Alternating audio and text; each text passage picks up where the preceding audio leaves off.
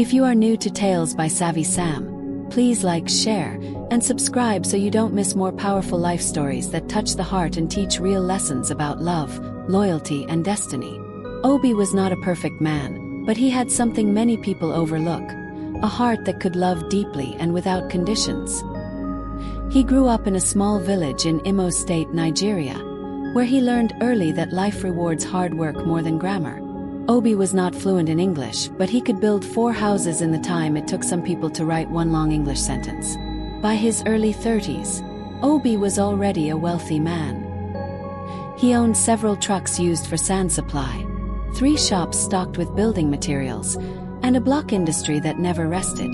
People knew him as Obi Builder, a man whose hands were rough from work but whose spirit was gentle. In the midst of his rising success, he met Cynthia, a beautiful young woman from Delta State who had come to visit her aunt in Imo. She was tall, fair, soft-spoken, and carried herself with the confidence of someone who knew she would go far in life. Obi fell for her immediately. He saw in her the kind of partner he wanted: ambitious, respectful, and someone he believed he could help build a better future. Cynthia liked Obi too, or at least she said so at the time. She admired his strength, his generosity, and his willingness to do anything for her happiness. She often told people, "Obi may not speak English well, but he understands love." Those words would later become a painful irony. Within months of dating, Obi started funding Cynthia's education. She gained admission into Delta State University, and Obi proudly paid every single fee: acceptance, school fees, accommodation, textbooks, feeding allowance, even money for clothes. His friends teased him, saying he was over-investing, but Obi believed that when you love someone, you lift them higher.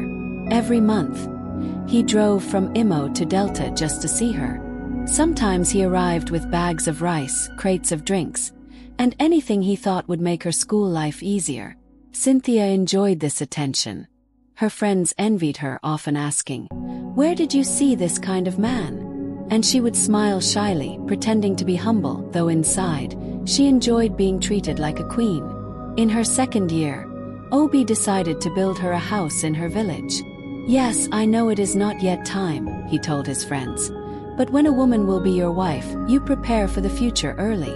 The house was a beautiful 4-bedroom bungalow, fully tiled, with modern appliances and even a generator. Cynthia's family worshipped him for it.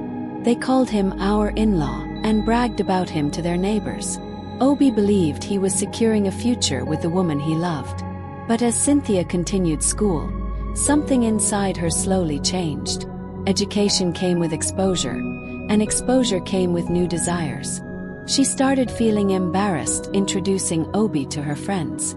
They laughed at his grammar, his simple dressing, his lack of romantic skills. In school, she met young men who spoke polished English, wore designer clothes, and took girls to fancy restaurants. These were the men she started comparing Obi to.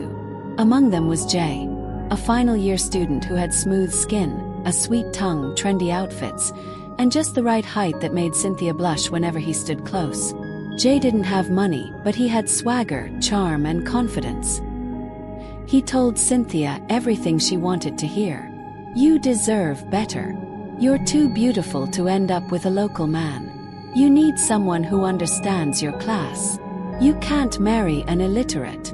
Cynthia listened, and she believed every word. By the time she graduated, she had already built a new image of what a perfect man should look like. And Obi was no longer in that picture.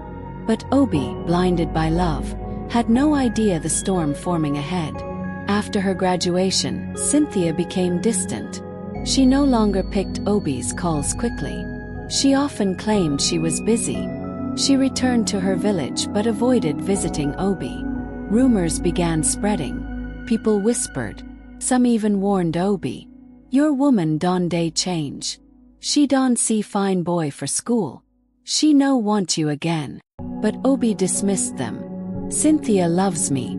She is just tired after school," he would say. One afternoon, Obi decided to surprise her. He drove all the way to Delta with gifts, hoping to discuss their traditional marriage plans. When he arrived at Cynthia's family compound, He expected excitement. Instead, he saw a different sight entirely.